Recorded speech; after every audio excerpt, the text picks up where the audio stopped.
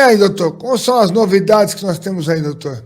Novidade foi uma decisão que você compartilhou comigo, que assustou muita gente, né? O STJ decidindo que aquela regra do Código de Processo Civil, que estabelecia um limite para penhora de salários e aposentadorias, foi flexibilizado. Já vamos explicar isso aí para todo mundo. E o TJ, o Tribunal de Justiça do Estado de São Paulo, numa interpretação própria da decisão do STJ, do Superior Tribunal de Justiça, decidiu que até a aposentadoria pode ser penhorada, mas ainda não é tão simples assim. Vamos esclarecer para as pessoas o que é isso. Bom, isso assustou muita gente, viu, doutor? Eu acho que não é o caso de ficar assustado ainda, porque eu analisei uma das decisões do TJ e não era nesse sentido, não estavam penhorando os vencimentos de alguém que recebe proventos muito reduzidos. O sujeito tinha outra renda, mas vou explicar. Pessoal, é o seguinte, quando alguém tem uma dívida sendo cobrada na justiça, o que o juiz faz?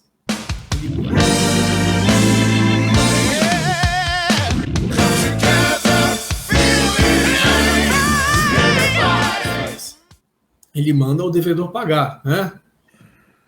Vamos supor, o sujeito recebeu indevidamente um benefício de auxílio-doença, ele voltou a trabalhar e continuou recebendo durante 5 meses. Esses 5 meses ele tem que devolver para o INSS. Então ele está devendo. Aí o INSS entra uma ação cobrando, ou com execução fiscal, cobrando esse valor. Né? O INSS pode constituir a dívida ativa e entrar com a execução fiscal, cobrando esse valor do segurado que recebeu esses 5 meses indevidamente. O que o juiz faz? Ele notifica, ele cita o devedor, esse trabalhador que recebeu o benefício indevidamente. Isso é só um exemplo que eu estou dando, pode ser dívida de qualquer natureza. Ele cita, notifica esse trabalhador, pague a sua dívida. Ou pelo menos apresente a proposta de pagamento, parcelamento, que é permitido também pelo Código de Processo Civil em até 7 vezes. O sujeito não paga, o que o juiz começa? Ele começa a procurar bens em nome dele. Mas alguém que não tem dinheiro para pagar uma dívida dificilmente vai ter bens valiosos em seu nome. Aí descobre que o sujeito recebe salário de uma empresa. Só que a regra diz que o salário, não estamos falando ainda da aposentadoria, tá? A regra diz que o salário não pode ser penhorado, e também a aposentadoria, no valor de até 50 salários mínimos. Esse valor chega a 70 mil, a 66 mil. Tá? Quem recebe salário acima de 66 mil é CEO de empresa, diretor de multinacional, presidente, ou quem é... Advogado, né? Ou que o advogado um mês está bem, outro mês está ruim, né? Então, não vou me pegar. Aí, ou então que exerce um cargo muito elevado na administração pública.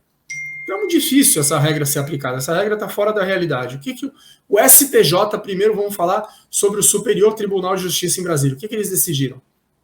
Que os salários podem ser penhorados, mas abaixo desse limite, mesmo que a pessoa receba menos de 50 salários mínimos.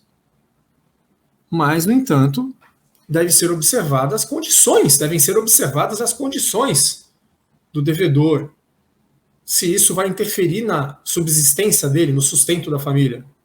Tá? A única coisa que o Superior Tribunal de Justiça fez foi flexibilizar esse limite, dizer que esse limite, como sabemos, está fora da realidade. Não é 50 salários mínimos, pode receber menos. Sempre respeitada a jurisprudência do STJ antiga, que diz que não é para penhorar tudo. Só uma parte. 10, 20, no máximo 30%. Penhorar é bloquear, reter e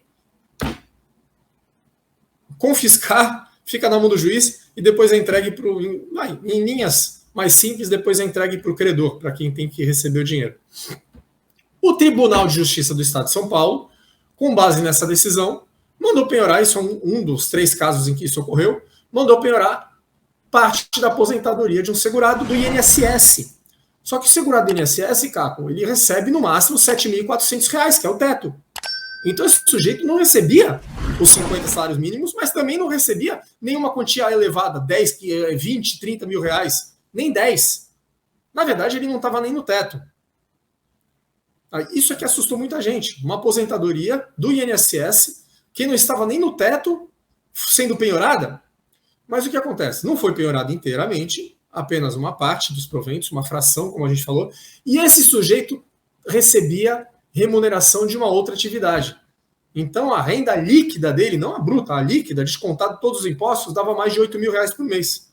Por isso que o Tribunal de Justiça falou, uma pequena parte por mês vai para pagar a dívida. O que a gente pode notar? Duas coisas. Não é para todo mundo ficar desesperado que quem recebe salário mínimo, quem recebe valor reduzido, não vai ter seu pagamento penhorado para saldar alguma dívida. Mas quem recebe uma aposentadoria um pouco mais vantajosa e tem outras fontes de renda, pode ter uma parte dos seus proventos penhorados para pagamento da dívida. Tá? Não é para se desesperar, mas a segunda coisa que a gente percebe é uma tendência da justiça em privilegiar o credor, em dar eficácia, eficiência ao processo. Afinal de contas, o processo judicial tem que ter um fim. A pessoa entra com uma ação de cobrança para receber o dinheiro. E se fica provado que ele tem direito a receber aquele dinheiro, não adianta passar anos brigando na justiça para no final ganhar e não levar nada. Essa que é a ideia da justiça atualmente, que a prestação jurisdicional tem que ter alguma eficiência. Por isso que eles estão cada vez mais flexibilizando esses limites, essa impossibilidade de bloquear aposentadorias e pensões. Eu lembro que essa regra dos 50 salários mínimos, ela foi inserida, né, no meio da reforma do CPC por um parlamentar, e a gente fica aqui pensando, poxa, quanto que é o vencimento de um parlamentar hoje em dia, né? Até eles estavam livres da penhora com essa regra.